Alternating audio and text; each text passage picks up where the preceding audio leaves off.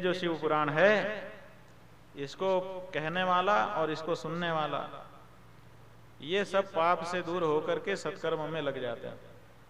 इसलिए जब कलयुग आ जाए, लोग अपने धर्म से हटने लगे, तो उनको ये पुराण सुनाए जाए। अगर ये पुराण वो लोग सुनेंगे तो निश्चित रूप से उनका रास्ता सही हो जाएगा। ये जो पुराण है, मूल जो पुराण है, उसमें 12 संहिताएं हैं, लेकिन व्यास जी के द्वारा संग्रहित होकर के जो अब शिव पुराण उपलब्ध हो रहा है, उसमें 24,000 श्लोक हैं और 7 संहिताएं हैं। पहले जब भगवान शिव ने ये संहिता बनाई थी, तो उसमें 100 करोड़ श्लोक थे। 100 करोड़ श्लोक एक ही पुराण ग्रंथ शिव पुराण बनाया था भगवान शिव ने। लेकिन 100 करोड़ श्लोक सुनकर के ही लोग दहल जाते थे कि कितने दिन में हम इसका पाठ कर पाएंगे, फिर इसकी व्याख्या, ये तो बहुत कठिन हो जाएगी।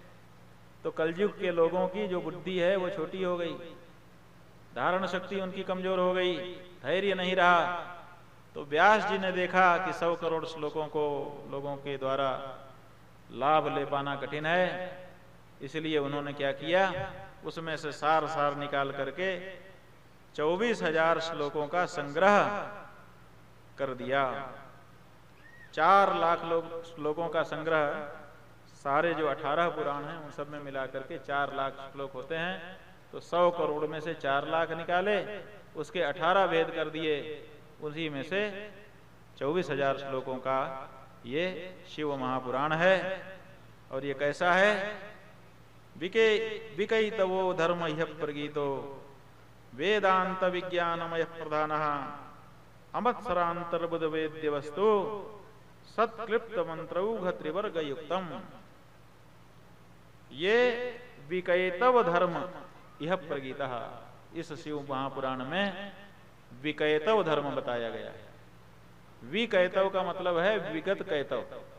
कैतव माने होता है कपट, जिसमें कपट न हो ऐसा धर्म। कपट धर्म भी तो है भाई।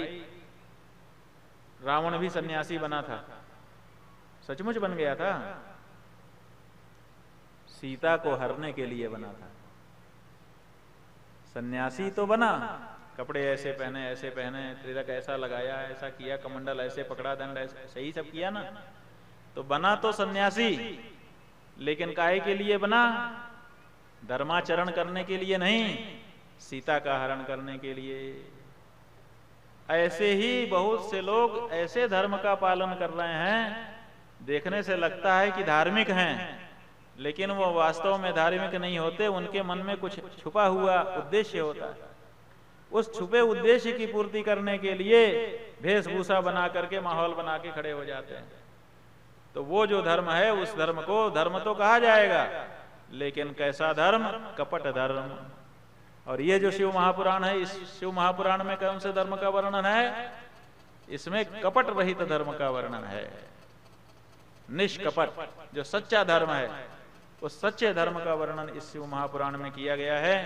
यही बात भागवत जी में भी आती है। धर्मः प्रवज्जित कैतवोत्र परमो निर्मत्सराणाम सताम वेद्यम वास्तवमत्र वस्तु शिवदम तापत्रयोन्मूलन। तीनों तापों का उन्मूलन करने वाला, दैहिक, दैविक, भौतिक जो ताप हैं, इन्हीं तापों से हम संसार के लोग तप रहे हैं। इन तापों को हमसे दूर करके हमको शांति देने वाला जो धर्म है, वो सच्चा धर्म।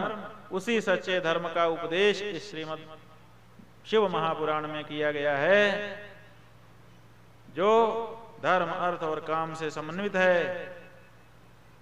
माने धर्म कैसे पाया जाए, अर्थ कैसे पाया जाए और काम कैसे पाया जाए। ऐसा अर्थ जो हमारे घर में आकर के गुण करे, हमको बर्बाद न कर दे। बहुत से लोगों के घर में धन आता है, आने से बर्बाद होते हैं, पहले बर्बाद नहीं थे वो लोग। बहुत से लोगों के घर में काम आता है, बर्बाद कर देता है। लेकिन धर्म, अर्थ, काम, मोक्ष, ये 4 पुरुषार्थ हैं। इन चारों पुरुषार्थों में से चारों हमारे घर में आए तो ऐसे आए कि हमारा कल्याण हो।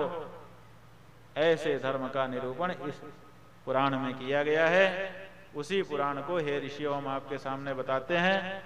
इन पुराणों का उपदेश अगर लोगों को होता रहा, अगर लोगों को सच्चा धर्म जानने को मिल गया, तो ये जो ठग हैं, पाखंडी हैं, ढोंगी हैं, धूर्त हैं, लोग इनके चक्कर में नहीं पड़ेंगे। और चक्कर में नहीं पड़ेंगे तो उनका धन और धर्म दोनों बच जाएगा और जीवन उनका ऊंचा उठ जाएगा। तो वो हम बताते हैं, वो कलयुग में लोगों के काम आएगा। ऐसा कह करके सूत जी ने शिव पुराण की कथा कहनी शुरू कर दी। सबसे पहले उन्होंने साध्य और साधन का विचार किया। तीन चीजें हैं, साधक, साधन और साध्य। माने साधक वो है जो कुछ पाना चाहता है, साधन वो है जिससे पाना चाहता है, और साध्य क्या है, जिसको पाना चाहता है। जैसे बढ़ई है तो बढ़ई हो गया साधक, बसूला, आरी ये हो गए साधन, और फर्नीचर हो गया साध्य।